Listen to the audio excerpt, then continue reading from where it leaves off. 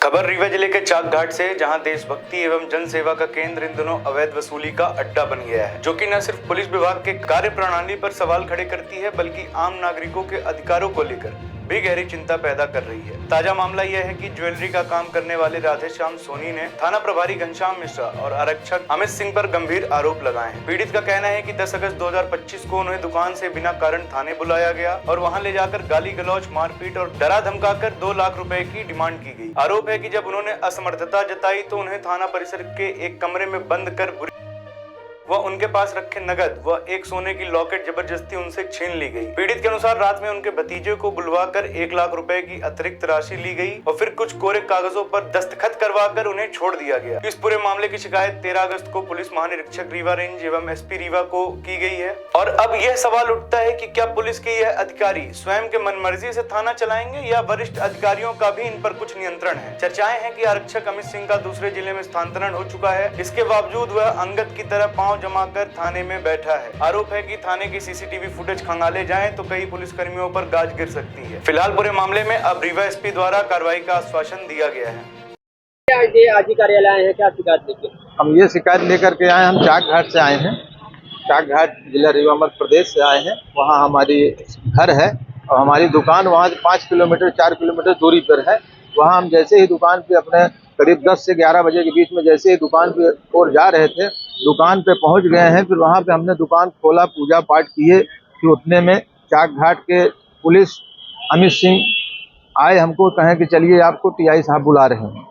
तो तत्काल हमने कहा किस कारण से बुला रहे हैं बताइए। कहें नहीं वहीं चलिए, आपको बुला रहे हैं, वहीं हम बात करेंगे, आप तुरंत चलिए।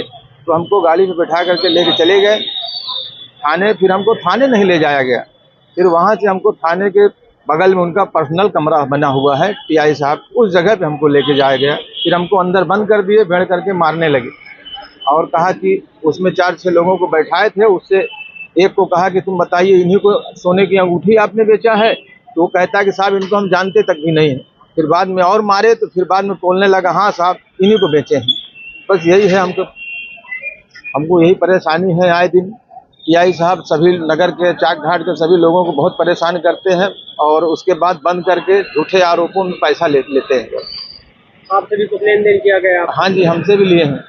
कुछ मामला भी आपके ऊपर दर्ज हुआ क्या? चोरी मामला कोई भी नहीं दर्ज किए हैं। हमसे पैसा लेकर के 12 से 1 बजे के बीच में हमको छोड़ दिए सर। रात की घटना है ये, परसों की है सर, 10 तारीख। कितना पैसा लिए हैं? 1,25,000 रुपए सर। काहे? हमको कहा कि आपको मुकदमा ठोक देंगे, धाराएं ऐसी धारा लगाएंगे, आप 10 साल का आपको जमानत नहीं होगी, आप पैसा दीजिए तब जाके आपको छोड़ेंगे, नहीं तो हम आपको मुकदमा ठोकेंगे जरूर, आपकी जमानत नहीं होगी 10 साल। हमारे परिवार वालों को भी परेशान कर रहे थे। उनसे कहा कि आप पैसा लेके आइए तो ही उसको छोड़ेंगे। ना हमसे मुलाकात करने दिया, हमारे मोबाइल छीन लिए, सब हमसे किसी से बात करने नहीं दिया। पूरी रात हमको अंदर बैठा करके रखे और मारते पीटते थे। ये सब बातें कौन बोल रहा था आपको? ये टीआई साहब बोल रहे थे, घनश्याम मिश्रा। वो हमसे 2 लाख रुपए मांग रहे थे। आज अभी कहाँ शिकायत की है? हमने यहीं पे शिकायत की है और पुलिस अधीक्षक महोदय वहाँ पे किए हैं, देवघर में किए हैं, एसडीओपी साहब के पास किए हैं। आज मुलाकात हुई? आईजी साहब से भी मुलाकात नहीं हो पाई है। एसपी साहब से मुलाकात हुई? हाँ, एसपी साहब से मुलाकात हुई है। उन्होंने आश्वासन दिया है इस मामले की जांच हम तुरंत करेंगे, आप परेशान मत होइए, घबराने की कोई बात नहीं है।